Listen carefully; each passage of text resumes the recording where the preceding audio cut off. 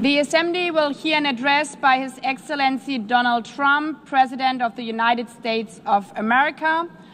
I request protocol to escort His Excellency and invite him to address the Assembly.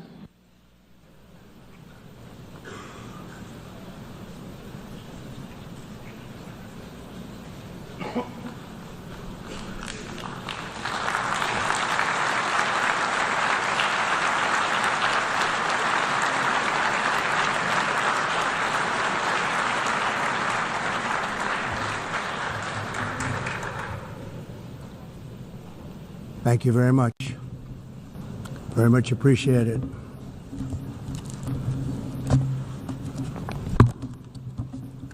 And I don't mind making this speech without a teleprompter, because the teleprompter is not working.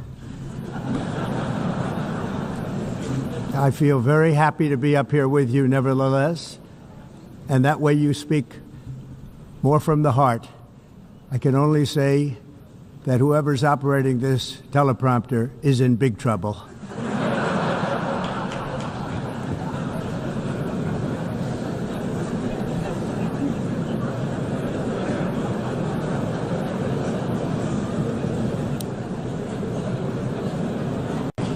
Hello, Madam First Lady.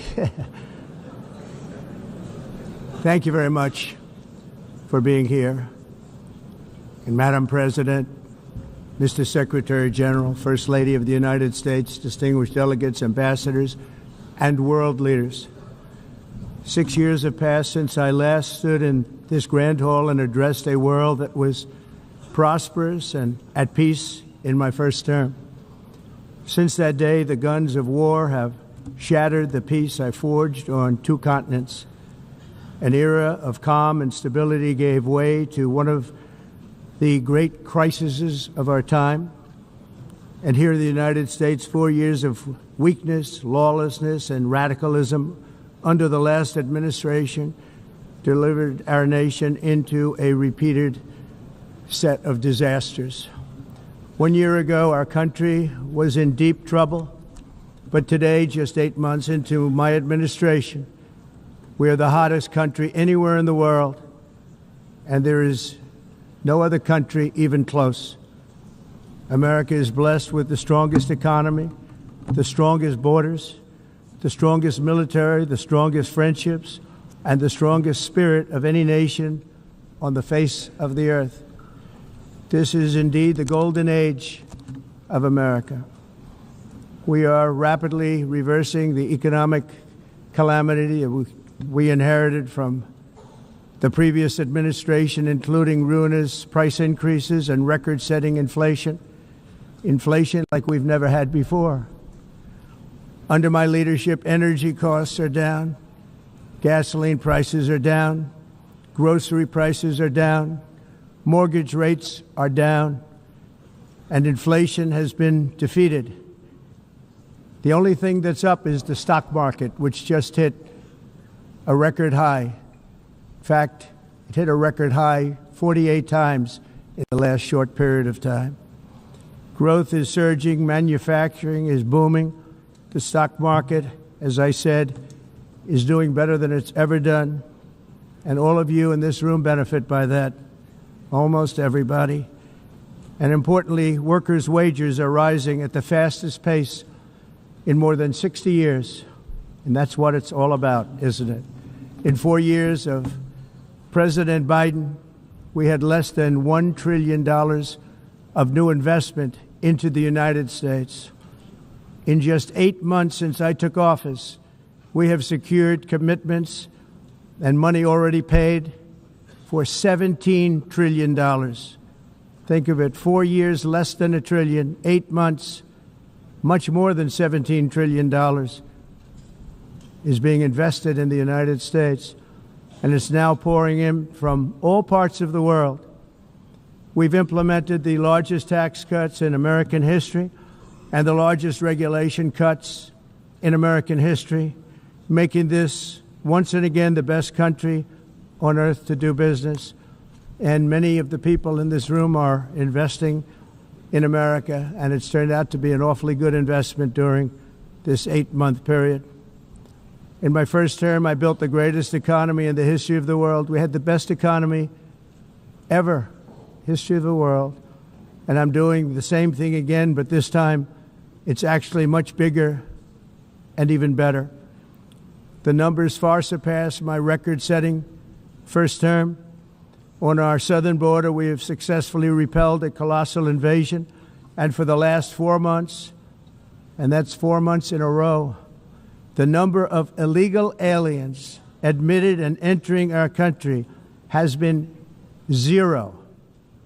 Hard to believe, because if you look back just a year ago, it was millions and millions of people pouring in from all over the world, from prisons, from mental institutions, drug dealers. All over the world they came. They just poured into our country with the ridiculous open border policy of the Biden administration. Our message is very simple. If you come illegally into the United States, you're going to jail, or you're going back to where you came from, or perhaps even further than that. You know what that means. I want to thank the country of El Salvador for the successful and professional job they've done in receiving and jailing so many criminals that entered our country. And it was under the previous administration that the number became record-setting, and they're all being taken out. We have no choice. And other countries have no choice, because other countries are in the exact same situation with immigration. It's destroying your country, and you have to do something about it. On the world stage, America is respected again like it has never been respected before. You think about 2 years ago, 3 years ago, 4 years ago, or 1 year ago, we were a laughingstock all over the world. At the NATO summit in June, virtually all NATO members formally committed to increase defense spending at my request from 2% to 5% of GDP, making our alliance far stronger and more powerful than it was ever before. In May, I traveled to the Middle East to visit my friends and rebuild our partnerships in the Gulf and those valued relationships with Saudi Arabia, Qatar, and the UAE, and other countries are now, I believe, closer than ever before. My administration has negotiated one historic trade deal after another, including with the United Kingdom, the European Union, Japan, South Korea, Vietnam, Indonesia, the Philippines, Malaysia, and many, many others. Likewise, in a period of just 7 months, I have ended 7 unendable wars. They said they were unendable. You're never going to get them solved. Some were going for 31 years, 2 of them, 31, think of it, 31 years. One was 36 years. One was 28 years. I ended 7 wars. And in all cases, they were raging with countless thousands of people being killed. This includes Cambodia and Thailand, Kosovo and Serbia, the Congo and Rwanda, a vicious, violent war that was, Pakistan and India, Israel and Iran, Egypt and Ethiopia, and Armenia and Azerbaijan. It included all of them. No president or prime minister, and for that matter, no other country has ever done anything close to that. And I did it in just 7 months. It's never happened before. There's never been anything like that. I'm very honored to have done it. It's too bad that I had to do these things instead of the United Nations doing them. And sadly, in all cases, the United Nations did not even try to help in any of them. I ended 7 wars, dealt with the leaders of each and every one of these countries, and never even received a phone call from the United Nations offering to help in finalizing the deal. All I got from the United Nations was an escalator that on the way up stopped right in the middle. If the First Lady wasn't in great shape, she would have fallen. But she's in great shape. We're both in good shape. We both stood. And then a teleprompter that didn't work. These are the two things I got from the United Nations, a bad escalator and a bad teleprompter. Thank you very much. And by the way, it's working now. It just went on. Thank you. I think I should just do it the other way. It's easier. Thank you very much. I didn't think of it at the time because I was too busy working to save millions of lives. That is the saving and stopping of these wars. But later I realized that the United Nations wasn't there for us. They weren't there. I thought of it really after the fact, not during these negotiations, which were not easy. That being the case, what is the purpose of the United Nations? The UN has such tremendous potential. I've always said it. It has such tremendous, tremendous potential, but it's not even coming close to living up to that potential. For the most part, at least for now, all they seem to do is write a really strongly worded letter and then never follow that letter up. It's empty words, and empty words don't solve war. The only thing that solves war and wars is action. Now, after ending all of these wars and also earlier negotiating the Abraham Accords, which is a very big thing for which our country received no credit, never receives credit. Everyone says that I should get the Nobel Peace Prize for each one of these achievements. But for me, the real prize will be the sons and daughters who live to grow up with their mothers and fathers, because millions of people are no longer being killed in endless and unglorious wars. What I care about is not winning prizes, it's saving lives. We saved millions and millions of lives with the 7 wars. And we have others that we're working on, and you know that. Many years ago, a very successful real estate developer in New York, known as Donald J. Trump, I bid on the renovation and rebuilding of this very United Nations complex. I remember it so well. I said at the time that I would do it for $500 million, rebuilding everything. It would be beautiful. I used to talk about, I'm going to give you marble floors. They're going to give you terrazzo. I'm going to give you the best of everything. You're going to have mahogany walls. They're going to give you plastic. But they decided to go in another direction, which was much more expensive at the time, and which actually produced a far inferior product. And I realized that they did not know what they were doing when it came to construction, and that their building concepts were so wrong, and the product that they were proposing to build was so bad and so costly. It was going to cost them a fortune. And I said, and wait till you see the overruns.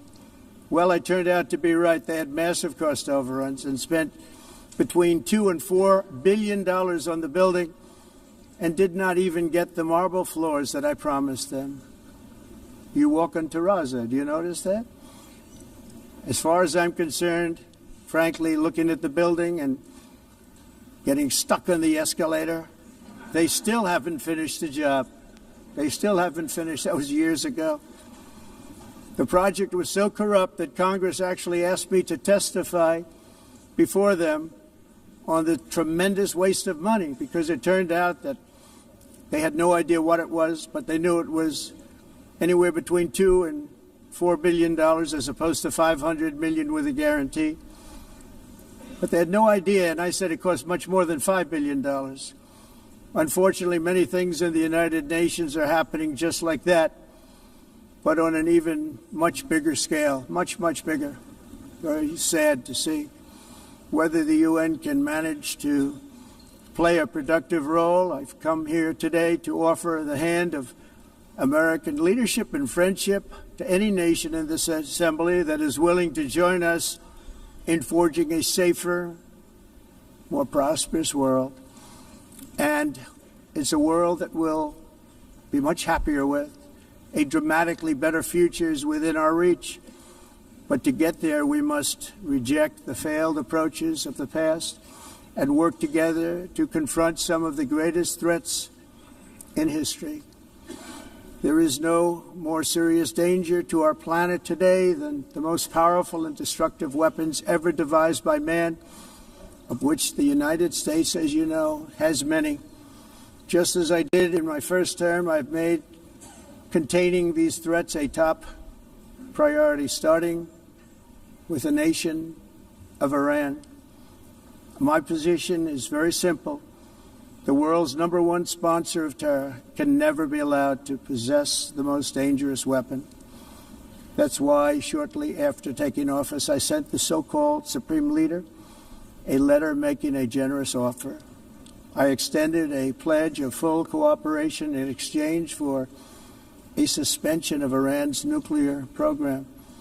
The regime's answer was to continue their constant threats to their neighbors and U.S. interests throughout the region and some great countries that are right nearby. Today, many of Iran's former military commanders, in fact, I can say almost all of them, are no longer with us. They're dead. And 3 months ago, in Operation Midnight Hammer, 7 American B-2 bombers dropped the 14 30,000-pound each bombs on Iran's key nuclear facilities, totally obliterating everything. No other country on earth could have done what we did. No other country has the equipment to do what we did. We have the greatest weapons on earth. We hate to use them. But we did something that for 22 years people wanted to do. With Iran's nuclear enrichment capacity demolished, I immediately brokered an end to the 12-day war, as it's called, between Israel and Iran, with both sides agreeing to fight no longer. As everyone knows, I have also been deeply engaged in seeking a ceasefire in Gaza. Have to get that done. Have to get it done. Unfortunately, Hamas has repeatedly rejected reasonable offers to make peace. We can't forget October 7th, can we? Now, as if to encourage continued conflict, some of this body is seeking to unilaterally recognize a Palestinian state. The rewards would be too great for Hamas terrorists for their atrocities. This would be a reward for these horrible atrocities, including October 7th, even while they refuse to release the hostages or accept a ceasefire. Instead of giving to Hamas and giving so much, because they've taken so much, they have taken so much. This could have been solved so long ago. But instead of giving in to Hamas's ransom demands, those who want peace should be united with one message: release the hostages now. Just release the hostages now. Thank you.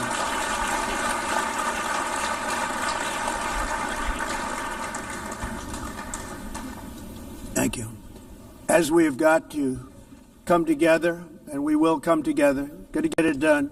We have to stop the war in Gaza immediately. We have to stop it. We have to get it done. We have to negotiate, immediately have to negotiate peace. We got to get the hostages back. We want all 20 back. We don't want 2 and 4. As you know, I got, along with Steve Witkoff and others that helped us, Marco Rubio, we got most of them back. We were involved in all of them. But I always said the last 20 are going to be the hardest, and that's exactly what happened. We have to get them back now. We don't want to get back 2, and then another 2, and then 1, and then 3, have this process. No, we want them all back, and we want the actually 38 dead bodies back, too. Those parents came to me, and they want them back, and they want them back very quickly and very badly, as though they were alive. They want them. They want them every bit as much as if their son or daughter were alive. I've also been working relentlessly, stopping the killing in Ukraine. I thought that would be, of the 7 wars that I stopped, I thought that would be the easiest because of my relationship with President Putin, which had always been a good one. I thought that was going to be the easiest one. But, you know, in war, you never know what's going to happen. There are always lots of surprises, both good and bad. Everyone thought Russia would win this war in 3 days. But it didn't work out that way. It was supposed to be just a quick little skirmish. It's not making Russia look good. It's making them look bad. No matter what happens from here on out, this was something that should have taken a matter of days, certainly less than a week. And they've been fighting for 3.5 years and killing anywhere from 5,000 to 7,000 young soldiers, mostly soldiers, on both sides, every single week, from 5,000 to 7,000 dead young people, and some in cities, much smaller numbers, where rockets are shot, where drones are dropped. This war would never have started if I were president. This was a war that should have never happened. It shows you what leadership is, what bad leadership can do to a country. Look what happened to the United States, and look where we are right now in just a short period of time. The only question now is how many more lives will be needlessly lost on both sides. China and India are the primary funders of the ongoing war by continuing to purchase Russian oil. But inexcusably, even NATO countries have not cut off much Russian energy and Russian energy products, which, as you know, I found out about 2 weeks ago, and I wasn't happy. Think of it. They're funding the war against themselves. Who the hell ever heard of that one? In the event that Russia is not ready to make a deal to end the war, then the United States is fully prepared to impose a very strong round of powerful tariffs, which would stop the bloodshed, I believe, very quickly. But for those tariffs to be effective, European nations, all of you are gathered here right now, would have to join us in adopting the exact same measures. I mean, you're much closer to the city. We have an ocean in between. You're right there. And Europe has to step it up. They can't be doing what they're doing. They're buying oil and gas from Russia while they're fighting Russia. It's embarrassing to them, and it was very embarrassing to them when I found out about it, I can tell you that. But they have to immediately cease all energy purchases from Russia. Otherwise, we're all wasting a lot of time. So I'm ready to discuss this. We're going to discuss it today with the European nations, all gathered here. I'm sure they're thrilled to hear me speak about it, but that's the way it is. I like to speak my mind and speak the truth. As we seek to reduce the threat of dangerous weapons today, I'm also calling on every nation to join us in ending the development of biological weapons once and for all. And biological is terrible, and nuclear is even beyond, and we include nuclear in that. We want to have a cessation of the development of nuclear weapons. We know, and I get to view it all the time. Sir, would you like to see? And I look at weapons that are so powerful that we just can't ever use them. If we ever use them, the world literally might come to an end. There would be no United Nations to be talking about. There would be no nothing. Just a few years ago, reckless experiments overseas gave us a devastating global pandemic. Yet despite that worldwide catastrophe, many countries are continuing extremely risky research into bioweapons and man-made pathogens. This is unbelievably dangerous.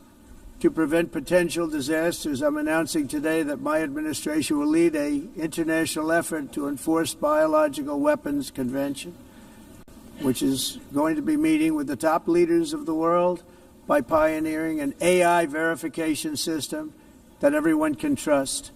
Hopefully the UN can play a constructive role, and it will also be one of the early projects under AI. Let's see how good it is, because a lot of people are saying it could be one of the great things ever, but it also can be dangerous, but it can be put to tremendous use and tremendous good, and this would be an example of that. Not only is the UN not solving the problems it should, too often, it's actually creating new problems for us to solve. The best example is the number one political issue of our time, the crisis of uncontrolled migration. It's uncontrolled. Your countries are being ruined. The United Nations is funding an assault on Western countries and their borders. In 2024, the UN budgeted $372 million in cash assistance to support an estimated 624,000 migrants journeying into the United States. Think of that. The UN is supporting people that are illegally coming into the United States, and then we have to get them out. The UN also provided food, shelter, transportation, and debit cards to illegal aliens. Can you believe that? On the way to infiltrate our southern border. Millions of people came through that southern border. Just a year ago, millions and millions of people were pouring in, 25 million altogether over the 4 years of the incompetent Biden administration. And now we have it stopped, totally stopped. In fact, they're not even coming anymore because they know they can't get through. But what took place is totally unacceptable. The UN is supposed to stop invasions, not create them and not finance them. In the United States, we reject the idea that mass numbers of people from foreign lands can be permitted to travel halfway around the world, trample our borders, violate our sovereignty, cause unmitigated crime, and deplete our social safety net. We have reasserted that America belongs to the American people, and I encourage all countries to take their own stand in defense of their citizens as well. You have to do that because I see it. I'm not mentioning names. I see it, and I can call every single one of them out. You're destroying your countries. They're being destroyed. Europe is in serious trouble. They've been invaded by a force of illegal aliens like nobody's ever seen before. Illegal aliens are pouring into Europe. Nobody is ever, and nobody's doing anything to change it, to get them out. It's not sustainable. And because they choose to be politically correct, they're doing just absolutely nothing about it. And I have to say, I look at London, where you have a terrible mayor, terrible, terrible mayor, and it's been so changed, so changed. Now they want to go to Sharia law, but you're in a different country. You can't do that. Both the immigration and their suicidal energy ideas will be the death of Western Europe if something is not done immediately. This cannot be sustained. What makes the world so beautiful is that each country is unique. But to stay this way, every sovereign nation must have the right to control their own borders. You have the right to control your borders, as we do now, and to limit the sheer numbers of migrants entering their countries and paid for by the people of that nation that were there and that built that particular nation at the time. They put their blood, sweat, tears, money into that country, and now they're being ruined. Proud nations must be allowed to protect their communities and prevent their societies from being overwhelmed by people they have never seen before, with different customs, religions, with different everything. Where migrants have violated laws, lodged false asylum claims, or claimed refugee status for illegitimate reasons, they should, in many cases, be immediately sent home. And while we will always have a big heart for places and people that are struggling and truly compassionate, answers will be given. We have to solve the problem, and we have to solve it in their countries, not create new problems in our countries. And we are very helpful to a lot of countries that are just not able to send their people anymore. They used to send them to us in caravans of 25,000, 30,000 people each. These massive caravans of people pouring into our country, totally unchecked and unvetted. But not anymore. According to the Council of Europe in 2024, almost 50% of inmates in German prisons were foreign nationals or migrants. In Austria, the number was 53% of the people in prisons were from places that weren't from where they are now. In Greece, the number was 54%, and in Switzerland, beautiful Switzerland, 72% of the people in prisons are from outside of Switzerland. When your prisons are filled with so-called asylum seekers who repaid kindness, and that's what they did, they repaid kindness with crime, it's time to end the failed experiment of open borders. You have to end it now. See, I can tell you, I'm really good at this stuff. Your countries are going to hell. In America, we've taken bold action to swiftly shut down uncontrolled migration. Once we started detaining and deporting everyone who crossed the border, and removing illegal aliens from the United States, they simply stopped coming. They're not coming anymore. We're getting a lot of credit, but they're not coming anymore.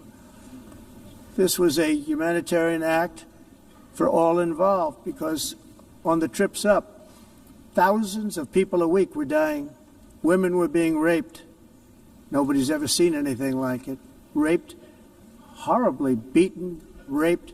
On the trip up, the journey up, it was a long walk. It was a long, arduous journey, indeed.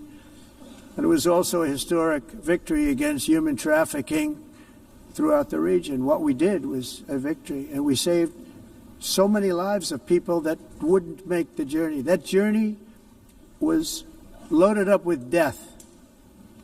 Loaded up with death. Dead bodies all along the roads of jungles to get up. They go through jungles, they go through areas so hot you couldn't breathe. They were dying of suffocation, areas so hot that you couldn't breathe. Dead bodies all over.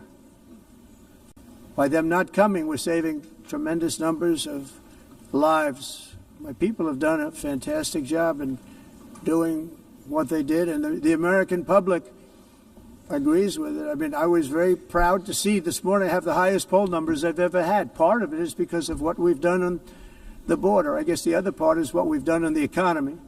Joe Biden's policies empowered murderous gangs, human smugglers, child traffickers, drug cartels, and prisoners from all over the world. The previous administration also lost nearly 300,000 children. Think of that. They lost more than 300,000 children, little children, who were trafficked into the United States on the Biden watch, many of whom have been raped, exploited, and abused, and sold. Sold. Nobody talks about that. The fake news doesn't write about it. With many others, young children who are missing or dead. And we found a lot of these children, and we're sending them back. And we've been sending them back to their parents. They said, nobody knows who they are. They said, where do you come from? And they'll give us a country, and we'll find out, and we'll figure it out, and we'll bring them back to their homes. And the mother and father rush to the door, and their tears in their eyes. They can't believe that they're seeing their son or daughter, their little son or daughter again. We've done almost 30,000 of them so far. Any system that results in the mass trafficking of children is inherently evil. Yet that is exactly what the globalist migration agenda has done, and it's what it's all about. In America, those days, as you know, are over. The Trump administration is working, and we are continuing to work to track down the villains that are causing this problem, and also, as I said, to get back the 30,000 we've already returned. Now I think we're going to have another. We're going to find a lot. You're not going to find all of them. 300, more than 300,000. They're lost or they're dead. They're lost or they're dead because of the animals that did this.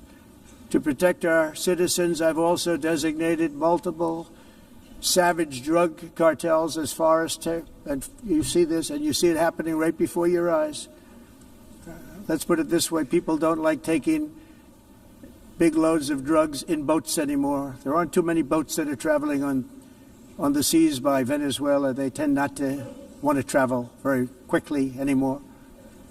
And we've virtually stopped drugs coming into our country by sea. We call them the water drugs. They kill hundreds of thousands of people. I've also designated multiple savage drug cartels as far as foreign terrorist organizations, along with two bloodthirsty transnational gangs, probably the worst gangs anywhere in the world, MS-13 and Tren de Aragua. Tren de Aragua is from Venezuela, by the way. Such organizations torture, maim, mutilate, and murder with impunity. They're the enemies of all humanity. For this reason, we've recently begun using the supreme power of the United States military to destroy Venezuelan terrorists and trafficking networks led by Nicolas Maduro. To every terrorist thug smuggling poisonous drugs into the United States of America, please be warned that we will blow you out of existence. That's what we're doing. We have no choice. Can't let it happen. They're destroying I believe we lost 300,000 people last year to drugs, 300,000. Fentanyl and other drugs. Each boat that we sink carries drugs that would kill more than 25,000 Americans. We will not let that happen. Energy is another area where the United States is now thriving like never before. We're getting rid of the falsely named renewables. By the way, they're a joke. They don't work. They're too expensive. They're not strong enough to fire up the plants that you need to make your country great. The wind doesn't blow. Those big windmills are so pathetic and so bad, so expensive to operate. And they have to be rebuilt all the time, and they start to rust and rot. Most expensive energy ever conceived, and it's actually energy. You're supposed to make money with energy, not lose money. You lose money, the governments have to subsidize. You can't put them out without massive subsidies. And most of them are built in China, and I give China a lot of credit. They build them, but they have very few wind farms. So why is it that they build them and they send them all over the world, but they barely use them? You know what they use? Coal. They use gas. They use almost anything, but they don't like wind. But they sure as hell like selling the windmills. Europe, on the other hand, is a long way to go, with many countries being on the brink of destruction because of the green energy agenda. And I give a lot of credit to Germany. Germany was being led down a very sick path, both on immigration, by the way, and on energy. They were going green, and they were going bankrupt. And the new leadership came in, and they went back to where they were, with fossil fuel and with nuclear, which is good. It's now safe. You can do it properly. But they went back to where they were, and they opened up a lot of different plants, energy-producing plants, and they're doing well. I give Germany a lot of credit for that. They've said this is a disaster, what's happening. They were going all green. All green is all bankrupt. That's what it represents. And it's not politically correct. I'll be very badly criticized for saying it, but I'm here to tell the truth. I don't care. It doesn't matter to me. I'm in New York City. I'm feeling a lot safer. Crime, we're getting crime down. And by the way, speaking of crime, Washington, D.C. Washington, D.C. was the crime capital of America. Now it's after 12 days, it's a totally safe city. Everyone's going out to dinner. They're going out to restaurants. Your wife can walk down the middle of the street with or without you. Nothing's going to happen.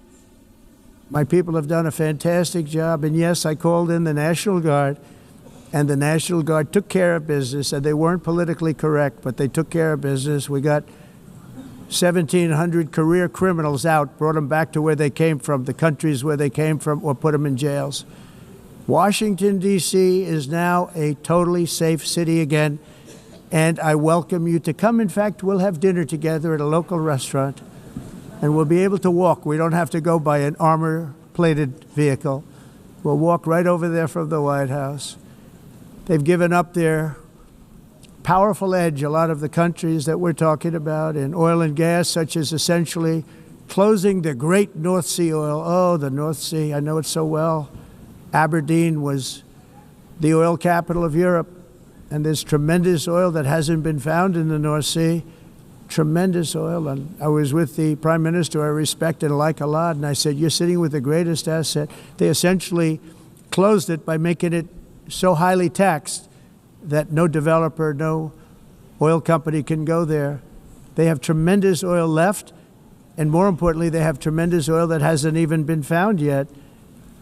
And what a tremendous asset for the United Kingdom. And I hope the Prime Minister is listening, because I told it to him 3 days in a row. That's all he heard. North Sea oil, North Sea, because I want to see them do well. I want to stop seeing them ruining that beautiful Scottish and English countryside with windmills and massive solar panels that go 7 miles by 7 miles, taking away farmland. But we're not letting this happen in America. In 1982, the executive director of the United Nations Environmental Program predicted that by the year 2000, climate change would cause a global catastrophe. He said that it will be irreversible. as any nuclear holocaust would be. This is what they said at the United Nations. What happened? Here we are. Another UN official stated in 1989 that within a decade, entire nations could be wiped off the map by global warming. Not happening. You know, it used to be global cooling. If you look back years ago in the 1920s and the 1930s, they said, global cooling will kill the world. We have to do something. Then they said global warming will kill the world. But then it started getting cooler. So now they could just call it climate change, because that way they can't miss. It's climate change. Because if it goes higher or lower, whatever the hell happens, there's climate change. It's the greatest con job ever perpetrated on the world, in my opinion. Climate change, no matter what happens, you're involved in that. No more global warming, no more global cooling. All of these predictions made by the United Nations and many others, often for bad reasons, were wrong. They were made by stupid people that have cost their countries fortunes and given those same countries no chance for success. If you don't get away from this green scam, your country is going to fail. And I'm really good at predicting things, you know. They actually said during the campaign they had a hat, the best-selling hat. Trump was right about everything. And I don't say that in a braggadocious way, but it's true. I've been right about everything. And I'm telling you that if you don't get away from the green energy scam, your country is going to fail. And if you don't stop people that you've never seen before, that you have nothing in common with, your country is going to fail. I'm the President of the United States, but I worry about Europe. I love Europe. I love the people of Europe. And I hate to see it being devastated by energy and immigration. This double-tailed monster destroys everything in its wake, and they cannot let that happen any longer. You're doing it because you want to be nice. You want to be politically correct, and you're destroying your heritage. They must take control strongly and immediately of the unmitigated immigration disaster and the fake energy catastrophe before it's too late. The carbon footprint is a hoax made up by people with evil intentions, and they're heading down a path of total destruction. You know, the carbon footprint was a big, big thing a few years ago. I remember hearing about the carbon footprint, and then President Obama would get into Air Force One, a massive Boeing 747, and not a new one, an old one with old engines that spew everything into the atmosphere. He'd talk about the carbon footprint, we must do so. Then he'd get in and he'd fly from Washington to Hawaii to play a round of golf. And then he'd get back onto that big, beautiful plane and he'd fly back and he'd talk about, again, global warming and the carbon footprint. It's a con job. At extreme cost and expense, Europe reduced its own carbon footprint by 37%. Think of that. Congratulations, Europe. Great job. You cost yourself a lot of jobs, a lot of factories closed, but you reduced the carbon footprint by 37%. However, for all of that sacrifice and much more, it's been totally wiped out and then some by a global increase of 54%. Much of it coming from China and other countries that are thriving around China, which now produces more CO2 than all the other developed nations in the world. So all of these countries are working so hard on the carbon footprint, which is nonsense, by the way. It's nonsense. You know, it's interesting. In the United States, we have still radicalized environmentalists, and they want the factories to stop. Everything should stop. No more cows. We don't want cows anymore. I guess they want to kill all the cows. They want to do things that are just unbelievable, and you have it too. But you know, we have a border, strong, and we have a shape, and that shape doesn't just go straight up. That shape is amorphous when it comes to the atmosphere. And if we had the most clean air, and I think we do, we have very clean air. We have the cleanest air we've had in many, many years. But the problem is that other countries, like China, which has air that's a little bit rough, it blows And no matter what you're doing down here, the air up here tends to get very dirty because it comes in from other countries where their air isn't so clean. And the environmentalists refuse to acknowledge that. Same thing with garbage. In Asia, they dump much of their garbage right into the ocean.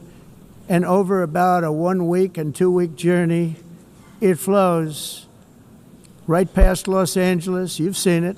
Massive amounts of garbage, almost too much to do anything about, flowing past Los Angeles, past San Francisco, and then somebody will get in trouble because he dropped a cigarette on the beach. The whole thing is crazy.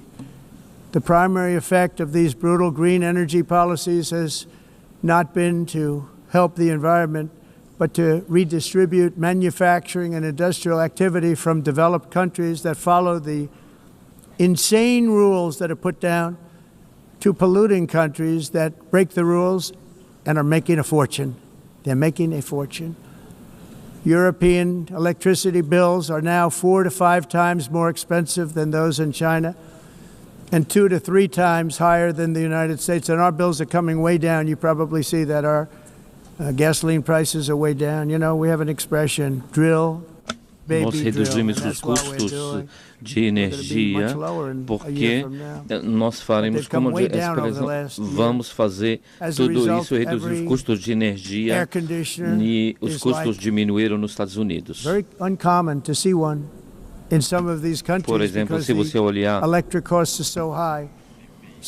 países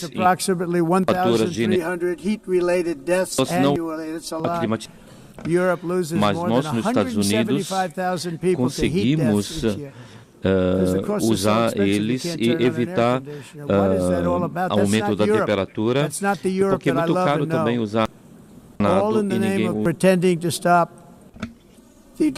isso. The entire globalist concept of asking successful industrialized nations to inflict pain on themselves and radically disrupt their entire societies must be rejected completely and totally, and it must be immediate. That's why in America I withdrew from the fake Paris Climate Accord, where, by the way, America was paying so much more than every country. Others weren't paying. China didn't have to pay until 2030. Russia was given an old standard that was easy to meet, a 1990 standard. But for the United States, we're supposed to pay like $1 trillion. And I said, this is another scam. The fact is, the United States has been taken advantage of by the world for many, many years, but not any longer, as you probably noticed.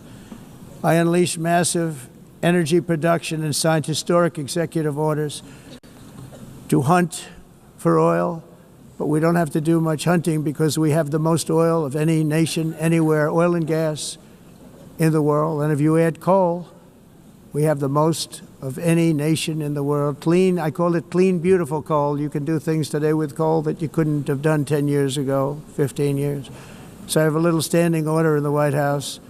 Never use the word coal, only use the words clean, beautiful coal. Sounds much better, doesn't it? But we stand ready to provide any country with abundant, affordable energy supplies if you need them, when most of you do. We're proudly exporting energy all over the world. We're now the largest exporter. In the United States, we want trade and robust commerce with all nations, everybody. We want to help nations. We're going to help nations. But it must also be fair and reciprocal. The challenge with trade is much the same with climate. The countries that followed the rules, all their factories have been plundered. It's really sad to watch. They've been broken. They've been broken by countries that broke the rules. That's why the United States is now applying tariffs to other countries, and much as these tariffs were for many years applied to us, uncontrollably applied to us.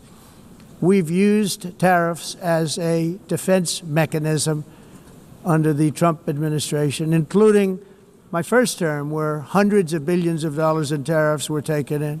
And by the way, we had the lowest inflation, and now we have very low inflation. The only thing different is that we have hundreds of billions of dollars flowing into our country. But this is how we will ensure that the system works for everyone and is sustainable into the future. We're also using tariffs to defend our sovereignty and security throughout the world, including against nations that have taken advantage of former U.S. administrations for decades, including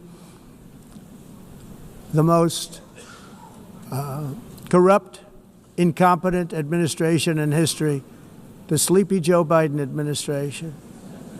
Brazil now faces major tariffs in response to its unprecedented efforts to interfere in the rights and freedoms of our American citizens and others, with censorship, repression, weaponization, judicial corruption, and targeting of political critics in the United States. I have a little problem saying this because I must tell you, I was walking in and the leader of Brazil was walking out. We saw him and I saw him, he saw me, and we embraced. And then I'm saying, can you believe I'm going to be saying this in just 2 minutes? But we actually agreed that we would meet next week. We didn't have much time to talk, like about 20 seconds. They were in retrospect, I'm glad I waited because this thing didn't work out too well. But we did talk. We had a good talk, and we agreed to meet next week, if that's of interest. But he seemed like a very nice man, actually. He liked me, I liked him. But if you, and I only do business with people I like. When I don't like them, I don't like them. But we had, at least for about 39 seconds, we had excellent chemistry. It's a good sign. But also in the past, Brazil, can you believe this, unfairly tariffed our nation, but now because of our tariffs, we are hitting them back, and we're hitting them back very hard. As president, I will always defend our national sovereignty and the rights of American citizens. So I'm very sorry to say this, that Brazil is doing poorly and will continue to do poorly. They can only do well when they're working with us. Without us, they will fail, just as others have failed. It's true. Next year, the United States will celebrate the 250th anniversary of our glorious independence, a testament to enduring power and American freedom and spirit. We will also be proudly hosting the 2026 FIFA World Cup, and shortly thereafter, the 2028 Olympics, which is going to be very exciting. I hope you all come. I hope that countless people from all over the globe will take part of these will be great celebrations of liberty and human achievement, and that together we all can rejoice in the miracles of history that began in July 4th, 1776, when we founded the light to all nations. And it's something really that an amazing thing came out of that date. It's called the United States of America. In honor of this momentous anniversary, I hope that all countries who find inspiration in our example will join us in renewing our commitment, values, and those values really that we hold so dear. Together, let us defend free speech and free expression. Let us protect religious liberty, including for the most persecuted religion on the planet today. It's called Christianity. And let us safeguard our sovereignty and cherish qualities that have made each of our nations so special, incredible, and extraordinary. In closing, I just want to repeat that immigration and the high cost of so-called green renewable energy is destroying a large part of the free world and a large part of our planet. Countries that cherish freedom are fading fast because of their policies on these two subjects. You need strong borders and traditional energy sources if you are going to be great again.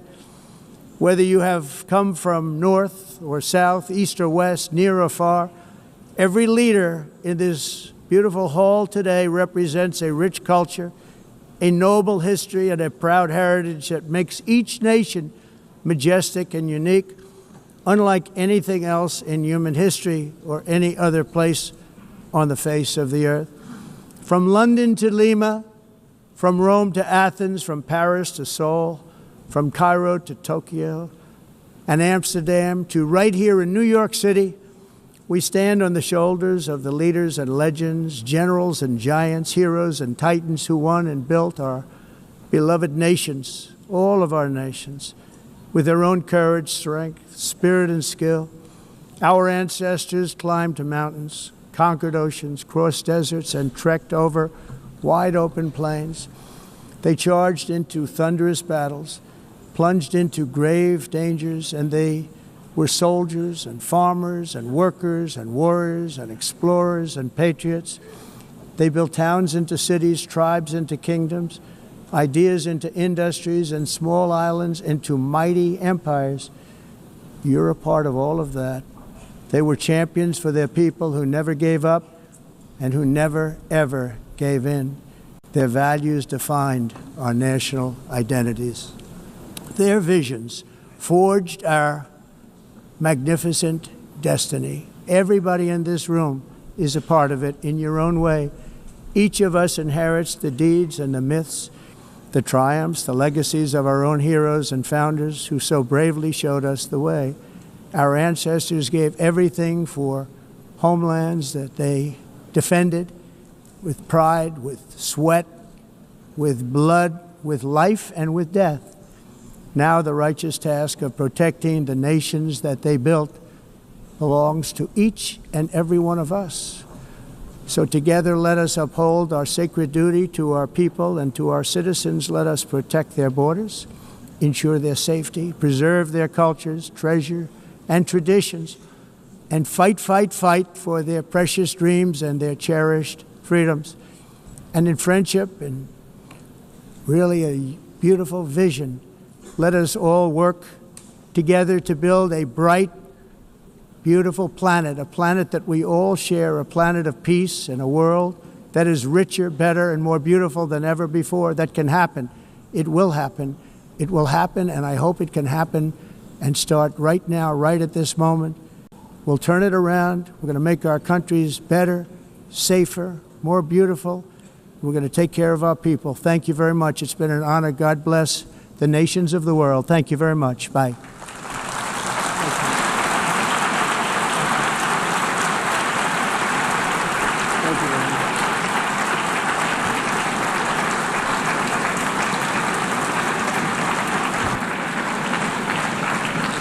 On behalf of the Assembly, I wish to thank the President of the United States,